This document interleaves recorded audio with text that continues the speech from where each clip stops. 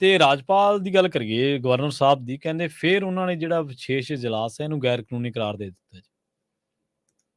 ਭਾਈ ਇਹ ਨਹੀਂ ਹੁਣ ਟਿਕਦੇ। ਪੰਜਾਬ ਵਿਧਾਨ ਸਭਾ ਦੀ ਕਮੇਟੀ ਦੇ ਹਵਾਲੇ ਨਾਲ, ਪੰਜਾਬ ਵਿਧਾਨ ਸਭਾ ਦੀ ਨਿਯਮਾਵਲੀ ਦੇ ਹਵਾਲੇ ਨਾਲ, ਪੰਜਾਬ ਸਰਕਾਰ ਦੇ ਹਵਾਲੇ ਨਾਲ, ਅਗਲੇ ਕਹਿੰਦੇ ਅਸੀਂ ਬਜਟ ਸੈਸ਼ਨ ਚੱਕਿਆ ਹੀ ਨਹੀਂ ਅਜੇ ਤੱਕ। ਸਾਡਾ ਤਾਂ ਬਜਟ ਸੈਸ਼ਨ ਹੀ ਚੱਲ ਰਿਹਾ। ਪਰ ਇਸ ਮਾਮਲੇ ਦੇ ਵਿੱਚ ਰਾਜਪਾਲ ਕਹਿੰਦਾ ਕਿ ਤੁਸੀਂ ਜੀ ਇਹ ਗੈਰ ਕਾਨੂੰਨੀ ਹੈ, ਕਿਉਂਕਿ ਤੁਸੀਂ ਬਿਨਾਂ ਮਨਜ਼ੂਰੀਆਂ ਤੋਂ ਕਰੀ ਜਾਂਦੇ ਹੋ, ਤੇ ਜੇ ਬਜਟ ਸੈਸ਼ਨ ਆ ਫਿਰ ਉਹਦੇ ਨਾਲ ਸਿਰਫ ਬਜਟ ਦੀ ਗੱਲ ਹੋ ਸਕਦੀ ਹੈ। ਪਰ ਕਦੋਂ ਤੱਕ?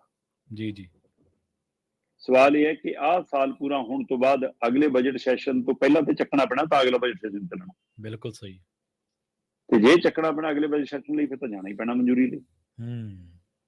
ਫਿਰ ਦੂਸਰੇ ਪਾਸੇ ਇਸ ਬਜਟ ਸੈਸ਼ਨ ਦੇ ਹਵਾਲੇ ਨਾਲ ਜੇਕਰ ਤੁਸੀਂ ਇਹਦੇ ਵਿੱਚ ਕੋਈ ਵੀ ਤਜਵੀਜ਼ ਲਿਆਉਂਦੇ ਹੋ ਤੇ ਬਜਟ ਵਾਲੀ ਕੋਈ ਪਹਿਲੂ ਨਹੀਂ ਵਿਚਾਰਦੇ, ਫਿਰ ਇਹ ਗੈਰ ਸੰਵਿਧਾਨਕ ਸਾਬਤ ਹੁੰਦਾ।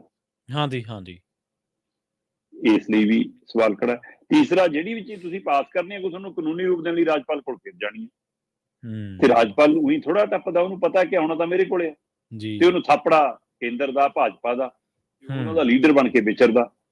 ਸੋ ਇਸ ਲਈ ਇਹ 36 ਦਾ ਅੰਕੜਾ ਪੰਜਾਬ ਦੇ ਲਈ, ਪੰਜਾਬ ਸਰਕਾਰ ਦੇ ਲਈ, ਪੰਜਾਬ ਦੇ ਮਸਲਿਆਂ ਦੇ ਲਈ ਵੱਡੀ ਮੁਸੀਬਤ ਬਣਦਾ ਜਾ ਰਿਹਾ।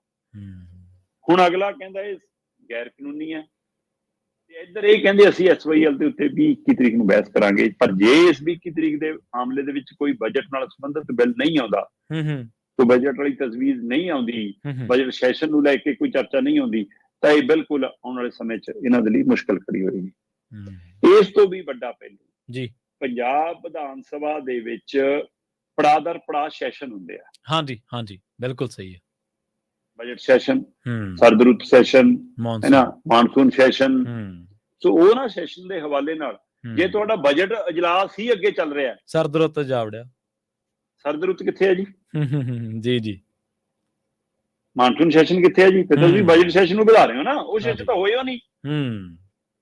ਤੋ ਇਹ ਚਾਹੇ 10 ਬੈਠਕਾਂ ਕਰ ਲੈਣ, ਚਾਹੇ 20 ਬੈਠਕਾਂ ਕਰ ਲੈਣ, ਪ੍ਰਵੀਨ ਜੀ ਇੱਕ ਬਜਟ ਸੈਸ਼ਨ ਹੀ ਗਿਣਿਆ ਜਾਣਾ ਇਹ। ਹਾਂਜੀ ਰਿਕਾਰਡ ਤੁਹਾਡਾ ਇੱਕੋ ਸੈਸ਼ਨ ਹੈ, ਕਿਉਂਕਿ ਤੁਸੀਂ ਉਹ ਚੱਕਿਆ ਹੀ ਨਹੀਂ। ਫਿਰ ਇਹ ਸਾਲ ਬਾਅਦ ਜਦੋਂ ਆਊਗੀ ਗੱਲ, ਫਿਰ ਕੀ ਦੱਸਣਗੇ ਕਿ ਅਸੀਂ ਕਿੰਨੀਆਂ ਬੈਠਕਾਂ ਕੀਤੀਆਂ, ਤੇ ਰਿਕਾਰਡ ਦੱਸੂਗਾ ਕਿ ਇੱਕ ਬੈਠਕ ਹੈ। ਸੋ ਇਸ ਲਈ ਇਹ ਤਕਨੀਕੀ ਤੌਰ ਤੇ ਇੱਕ ਨਵਾਂ ਕਲੇਸ਼ ਖੜਾ ਹੋਣ ਵਾਲੀ ਗੱਲ ਹੈ। ਇਹ ਜਿਹੜੀਆਂ ਕਲੋਲਾਂ ਖੇਡਾਂ ਕੀਤੀਆਂ ਜਾ ਰਹੀਆਂ ਨੇ, ਇਹ ਇਹਨਾਂ ਦੇ ਲਈ ਮੂਹਰੇ ਆ ਕੇ ਕੰਧ ਬਣ ਕੇ ਖੜਨਗੀਆਂ। ਸੋ ਰਾਜਪਾਲ ਨੂੰ ਅਸੀਂ ਬੇਮਤਲਬ ਤੋਂ ਮੌਕਾ ਦੇਈ ਜਾਂਦੇ ਹਾਂ, ਰਾਜਪਾਲ ਨੂੰ ਬੇਮਤਲਬ ਤੋਂ ਅਸੀਂ ਹਵਾ ਦੇਈ ਜਾਂਦੇ ਹਾਂ, ਤੇ ਰਾਜਪਾਲ ਦੀਆਂ ਖਬਰਾਂ ਲੱਗਦੀਆਂ, ਚਰਚਾ ਹੁੰਦੀ, ਉਹਨੂੰ ਸਵਾਦ ਆਉਂਦਾ। ਬਿਲਕੁਲ ਆਨੰਦ ਲੈ ਰਿਹਾ ਜੀ।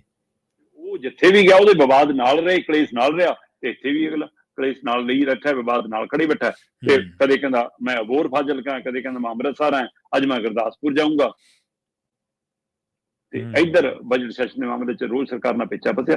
ਸੋ ਇਸ ਪਹਿਲੂ ਦੇ ਉੱਤੇ ਸਰਕਾਰ ਨੂੰ ਜਵਾਬਦੇਹੀ ਔਖੀ ਹੋ ਜਾਣੀ ਆ ਬਾਅਦ ਚੋਂ, ਖਾਸ ਕਰਕੇ ਜਦੋਂ ਅਗਲੀ ਵਾਰ ਇਹਨਾਂ ਨੂੰ ਲੱਗਦਾ ਕਿ ਅਗਲੀ ਵਾਰ ਤੱਕ ਰਾਜਪਾਲ ਬਦਲ ਜੂ ਜਾਂ ਸਰਕਾਰ ਬਦਲ ਜੂ। ਜੀ ਜਿੱਥੇ ਕੱਲਾ ਜਾਂਦੇ ਨਹੀਂ ਸ਼ਰਮਾ ਜੀ, ਉੱਥੇ ਇੱਕ ਅੱਧੀ ਟਿੱਪਣੀ ਵੀ ਕਰ ਆਉਂਦੇ ਆ ਤੇ ਸਰਕਾਰ ਨੂੰ ਫਸਾ ਦਿੰਦੇ ਆ ਫਿਰ ਬਾਅਦ 'ਚ ਟਿੱਪਣੀ ਕਰਕੇ। ਬਿਲਕੁਲ। ਔਰ ਸਿਆਸਤ ਦੇ ਇੰਨੇ, ਮੈਂ ਕਹਿੰਦਾ ਕਿ ਇੰਨੇ ਗੁਣਾ ਗਣਤ ਦੇ ਤਜਰਬੇ ਤੋਂ ਹਿਸਾਬ ਦੇ ਨਾਲ ਐਸੇ ਤਰੀਕੇ ਨਾਲ ਉਹ ਗੱਲ ਕਰਦੇ ਆ ਕਿ ਵੈਸੇ ਫੈਡਰਲਿਜ਼ਮ ਦੇ ਉਲਟ ਆ ਗੱਲ, ਉਹ ਸੰਘੀ ਢਾਂਚੇ ਦੇ ਬਿਲਕੁਲ ਉਸ ਭਾਵਨਾ ਦੇ ਉਲਟ ਆ, ਆਪਾਂ ਸਾਰਿਆਂ ਨੂੰ ਪਤਾ ਹੈ। ਪਰ ਕਾਨੂੰਨ ਦੀ ਕਿਤਾਬ ਦੇ ਮੁਤਾਬਕ ਉਹਨਾਂ ਨੂੰ ਇਹ ਇਸ ਤਰੀਕੇ ਨਾਲ ਗੱਲ ਫਿੱਟ ਕਰ ਦਿੰਦੇ ਕਿ ਇਹ ਸਹੀ ਹੈ ਤੇ ਤੁਹਾਨੂੰ ਇਹ ਕਰਨੀ ਪੈਣੀ ਹੈ। ਤੇ ਗੱਲ ਕਰੀਏ